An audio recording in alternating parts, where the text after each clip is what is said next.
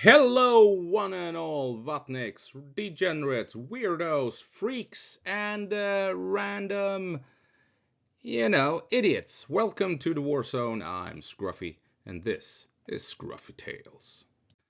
And Jesus Christ, it does appear as if Pokrovsk has become a massive death trap for the Russians.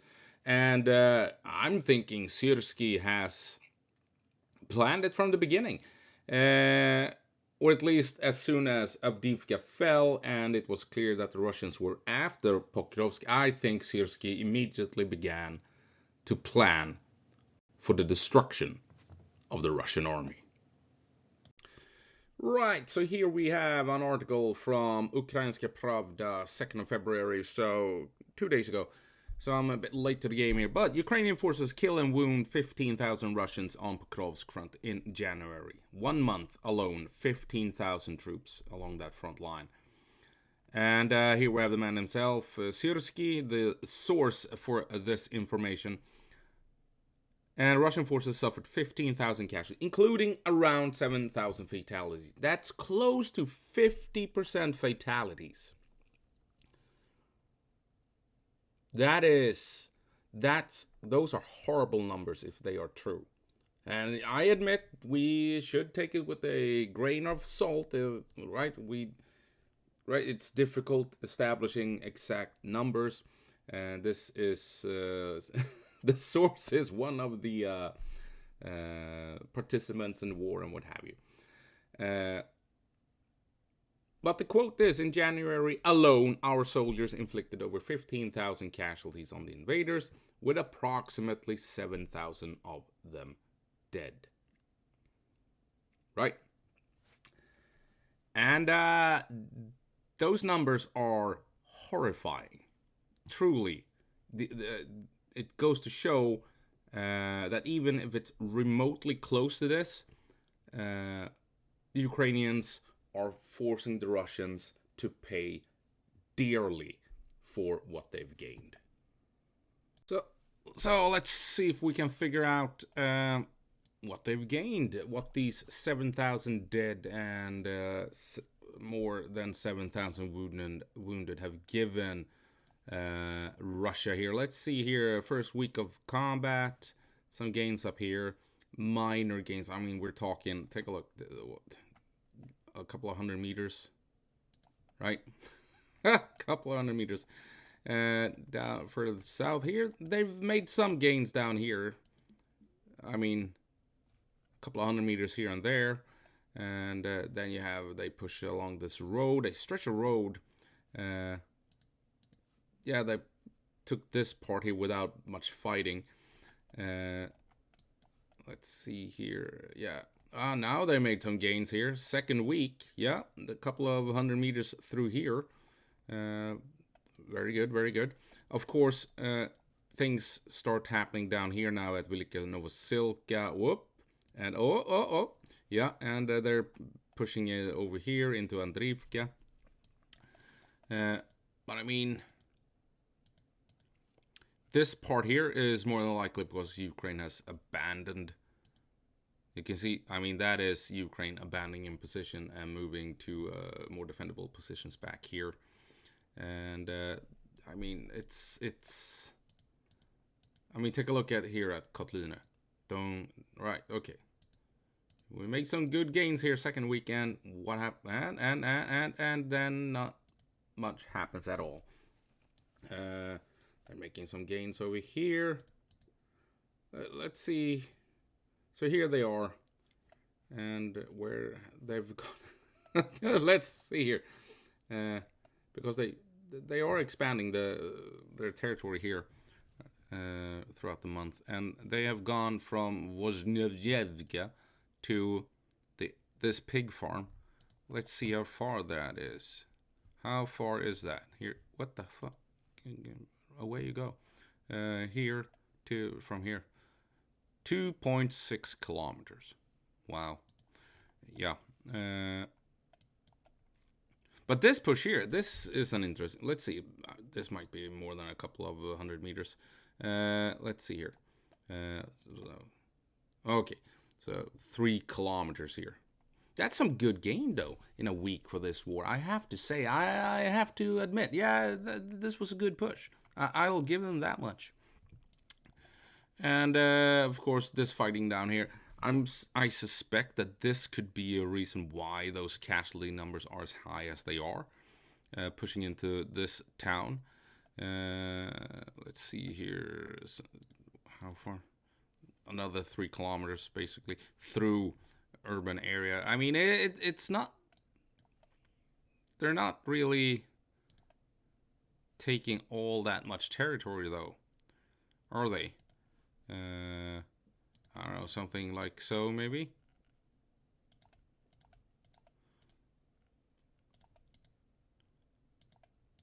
Just for the hell of it. What the hell?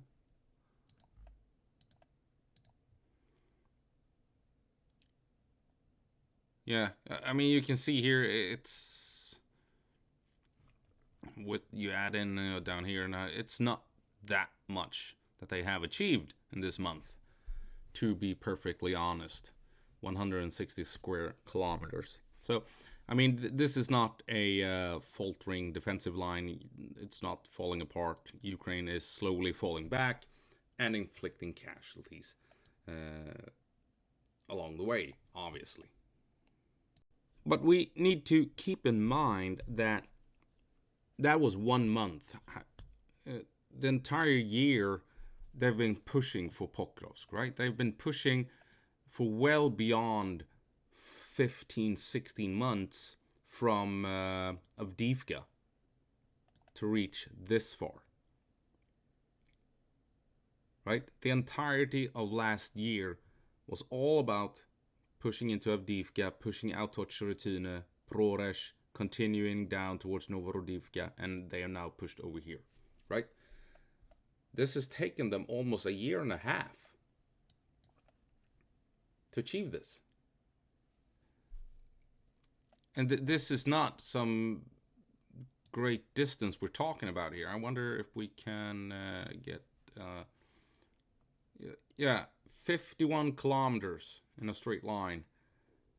So, I don't know, 60 kilometers maybe? If we add in Kotlina and stuff like that from Avdiivka. And they didn't, so yeah, they didn't have Avdiivka. They were pushing in from over here. 56, yeah, so we're at 56, 57 now. Right, so as you can see, I mean, over a year to achieve this. 1 month, 15,000 casualties, out of which 7,000 are wounded. And they, god damn it. And they haven't even begun pushing into Pokrovsk and Myrnorad yet. Right? That's without fighting in the major urban centers here, where everything favors Ukraine. If it's bad out here for the Russians, you just wait until they enter these cities, Myrnorad and Pokrovsk. That's a whole different ballgame. Out here, Russia needs a 5-to-1 advantage on average to win a firefight.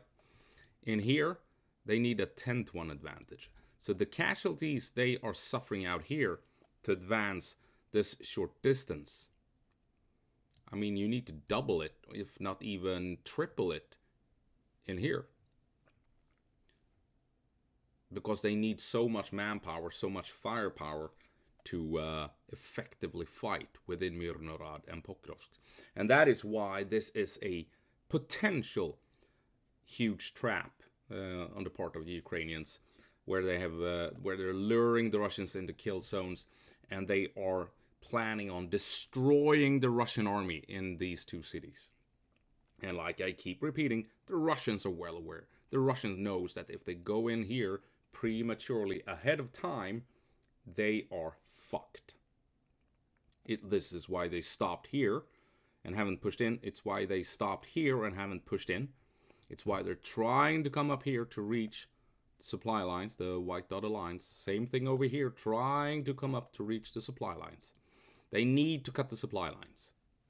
If one of these white dotted lines remain open, Mirnorod and Pokrovsk are death traps that could potentially crush the Russian army and the entire war effort, right?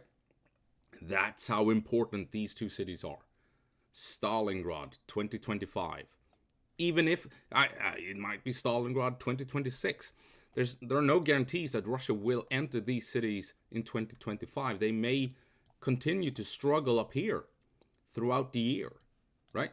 Because they need to somehow come in behind and up north of these cities. And they're struggling down here. They're not making much gains here. It's slow going over here, just as it was over here and elsewhere, right? So that is why this is a death trap.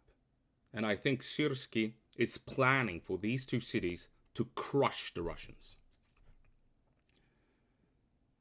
And on the flip side, the Russians can also crush the Ukrainians here, unless they can force Ukraine to abandon the cities, right? And push the fight back over here. But if they commit and Ukraine keeps sending in troops here, this fight could easily deplete Ukrainians as well, if the Russians play their hand well enough, right? But it's a dangerous gamble because a city so heavily favors the defender. It's no joke. City fighting always favors the defender.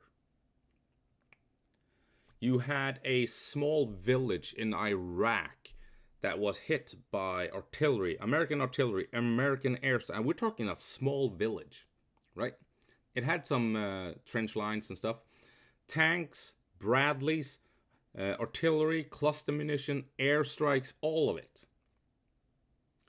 The Americans could not dislodge the Iraqi soldiers in that small village. They had to go in with engineers, combat engineers, into a tiny village, and they had to move up to individual buildings that the Iraqis had turned into small fortresses. And they had to destroy the buildings individually with explosives in order to secure the village. And that's a small village, right? And we all know about Fallujah and stuff like that. We all know about city fighting in Vietnam, city fighting in Stalingrad, right? This will be a hellhole for Russia if they move in ahead of schedule, ahead of time, prematurely. And the Russians are well aware, and that is why they're trying to surround it and trying to cut all supply lines. I mean, at Bakhmut, Russia lost 80,000 troops. And those numbers come from the Russians. So they are probably conservative compared to reality. And Bakhmut is a whole lot smaller than this urban area here. So yeah, we're looking at Syrsky's death trap. He intends to crush the Russians in these two cities. So you have the excellent incursion into Kursk that was so close to reaching perfection. And even if it has only achieved 1 out of 3 operational objectives, Kursk has still inflicted 40% casualties on the Russians and has diverted 100,000 Russian troops away from the war in Ukraine to Kursk instead. Brilliantly done. And here you have another brilliant maneuver by Syrsky, where he is giving ground and cutting down the Russians as they are falling back. And Ukraine, I feel that Ukraine intends to try at least to crush the Russian war effort in these two cities. We'll see, we'll see if the Russians manage to come up north here. If they reach this supply line, the battle is more than likely over. But if Ukraine can keep this supply line here open, These two cities will probably hold out for months and months, maybe even well beyond a year. This is, well, it's gonna be interesting to say the least to see what happens. I mean, before we end all of this, we need to take a look at what Russia has achieved in over a year. The assault on Avdiivka began, was it August, September 2023? Right? This is from the 1st of January 2024, over a year ago. And the attack on Avdiivka began several months before that. And in that time, this is roughly what Russia has taken over in that time, since then. Over a year and a half, close to, right? Something like that. Roughly 23,000 square kilometers. Now, what is that the equal of? Not even the country of Luxembourg, right? I mean, this, in a year, Russia has not even managed to invade and occupy Luxembourg. I find that very fascinating. The collapsing front line in Ukraine that the pro-Russians, the Vatniks, are talking about. The collapsing front line equates to Russia in a year and a half not even being able to occupy an area the size of Luxembourg. I don't know, it doesn't feel like collapsing front lines, does it? Does it, right? This is not a collapsing front line. If it means Russia spends a year and a half trying to occupy an area the size of Luxembourg, no, it's just bullshit. Now, if you're not from Europe and you're curious to, well, what is it? What is Luxembourg? What is that on the scale of things? I will show you. This is Luxembourg. It has taken Russia a year and a half to take this tiny country, basically. So, I mean, if you compare this tiny country to some NATO countries here, right on the border, you have Finland and the Baltic states and what have you. I mean, a year, more than a year, and Russia is a threat to NATO at this point? What? No, they're not. I mean, if you compare it to what Germany did with Operation Barbarossa in 6 months, what they basically achieved or managed to was, if they started off somewhere here, in 6 months, they took all of this in 6 months. Now compare this area to that tiny area. 6 months, a year and a half. You want to talk about collapsing front lines? This over here, this here is a collapsing front line. I don't know if you saw the dot flying around. So this here is a collapsing front line when you can go from here to here in 6 months. This is not a collapsing front line. This is a fighting withdrawal. You're still winning, you're still pushing the enemy back, but it's not like, you are screwing them over because they are punishing you. They are killing you. They're inflicting 7,000 deaths in a month when you're trying to not even occupy this tiny area. Now, of course, we don't have to rely on the Germans. We can take Operation Bagration that the Russians pulled off. And what they did, they started off, what was it? Something like this from here. And in 6 months, they ended up over here. I mean, this is a collapsing front line as well. Right here, what the Russians managed to pull off a couple of years after Barbarossa, right? Still, this here is not a collapsing front line. Not even the slightest. It's not a collapsing front line even if this was World War I standards, right? You're pushing the enemy back. Yes, Ukraine is being pushed back. Absolutely. The front line has not collapsed, though. And a year and a half to achieve this with how many thousands of dead? No, this is not working out for Russia at all. Especially if you add Kursk into the equation. And oh my god, the Vatniks will be shitting bricks after watching this video. What? Syrsky's death trap? Oh, you silly fool. The Ukrainians are falling back and running away. They're halfway to Kyiv by now. Yeah, sure. Sure thing, buddy boy.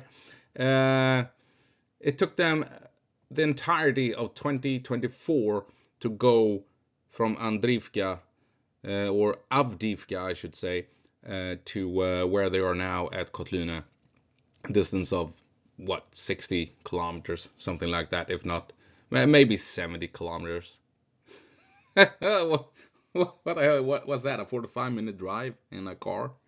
And it took them over a year to do it? Come on, those are not collapsing defensive lines. It's a fighting withdrawal, absolutely.